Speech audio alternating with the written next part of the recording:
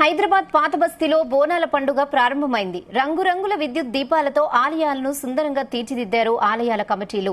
మరోవైపు లాల్ దర్వాజా సింహవాహిని మహంకాళి అమ్మవారిని హైదరాబాద్ నగర commissioner Kothakota Srinivasa Reddy, Charminar zonal commissioner Venkanna దర్శించుకున్నారు.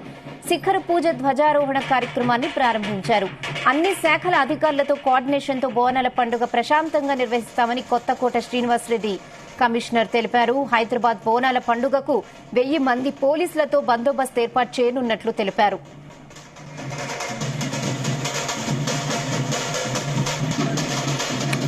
లాల్ దర్వాజా మహంకాళి అమ్మవారి ఈ బోనాల సందర్భంగా ఈరోజు సాంప్రదాయంగా వస్తున్న రివాజు ప్రకారం శిఖర పూజ చేయడానికి ఇక్కడికి వచ్చాను. అట్లాగే ధ్వజారోహణ చేయడం జరిగింది. ఆలయ కమిటీ సభ్యులు, ఇక్కడున్న లోకల్స్ మా అధికారులు, అట్లాగే ఇతర శాఖల అధికారులు అందరితో కలిసి ఈ పూజలో ఇంతటి గొప్ప కార్యక్రమంలో పాల్గొన్నందుకు నాకు చాలా సంతోషంగా ఉంది, అదృష్టంగా భావిస్తున్నాను.